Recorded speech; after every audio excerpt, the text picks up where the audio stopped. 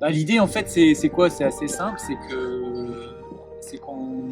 que chacun en fait partage une de ses connaissances lors d'un week-end ou d'une semaine en fait, et que comme chacun partage une passion ou un savoir, ou un savoir-faire ou un savoir-être, et ben en fait derrière euh, ça fait une multitude de possibilités, de connaissances, de choses en fait à découvrir pendant un week-end.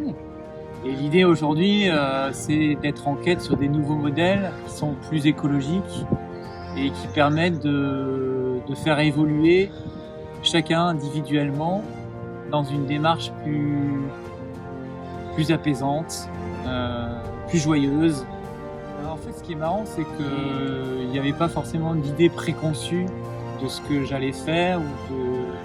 C'est plus le site dont je suis tombé amoureux avec mon épouse. Donc on a décidé effectivement de reprendre ce site, et puis après petit à petit les choses elles sont venues naturellement. En fait dans une démarche globale il y a toujours un espace-temps qu'il faut créer. Donc un espace-temps c'est quoi? C'est un lieu, un moment de temps, donc un week-end ou une semaine. Donc là on crée un espace-temps, maintenant on va créer en fait des éco-transmissions, donc de transmettre du partage, de la connaissance, de la joie, de la vie, de la vraie vie, dans une démarche d'authenticité. Et de transmettre ce qui nous fait vibrer individuellement par rapport à nos passions, par rapport, ça peut être très bien quelqu'un qui est passionné de peinture, par exemple, qui voudrait transmettre ça. Ça peut être quelqu'un qui est passionné d'un sport, de cricket, par exemple, je dis n'importe quoi, qui veut le faire partager. Quelqu'un qui adore le développement personnel et qui a des outils comme la communication non violente, qui voudrait la partager parce que ça lui semble pertinent. Enfin, voilà, l'idée, c'est que ça soit plutôt la vibration intérieure de ce que la personne porte en fait en lui, ce qu'il aime. Par exemple, ça peut être le théâtre d'improvisation, voilà, ça peut être n'importe quoi, mais quelque chose qui vous anime, et de se dire tiens, ça j'aimerais bien le partager, ça me ferait vraiment plaisir de le partager parce que moi ça m'a apporté des choses dans ma vie personnellement, et je me dis tiens, ça si je pouvais le transmettre et si ça pouvait faire sa petite graine pour quelques personnes, ça serait peut-être pas mal quoi.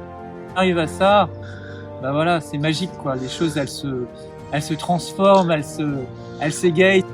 Alors déjà, ce qu'il faut savoir, c'est que chacun quand il s'inscrit, doit proposer 1h45 d'atelier sur ce qu'il souhaite. Bien évidemment, il y a des gens qui ne voudront pas faire ça, ce qui est normal. On n'est pas tous logés à la même enseigne, et puis voilà, il y a des peurs, il y a des choses qui peuvent nous restreindre.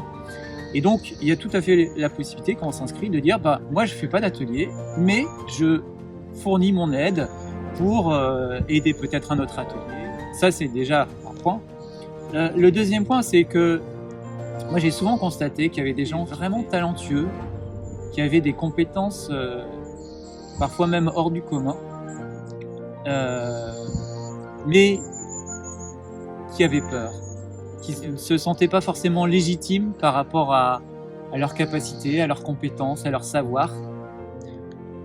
Et ça, je trouve ça dommage en fait, parce que souvent c'est ces personnes-là qui sont les plus à même en fait de transmettre des choses fondamentales. Dans notre démarche, l'idée c'est vraiment d'être dans l'accompagnement et aussi dans le non-jugement.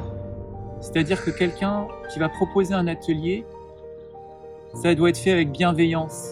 Bienveillance, c'est-à-dire que les gens qui vont participer à l'atelier doivent être aussi bienveillants et comprendre que cette personne-là, c'est pas évident pour elle d'animer un atelier, qu'elle veut le faire parce qu'elle veut se dépasser aussi, qu'elle a certainement beaucoup de choses à vous apporter, mais qu'il faut l'accueillir avec bienveillance parce que c'est un challenge pour beaucoup.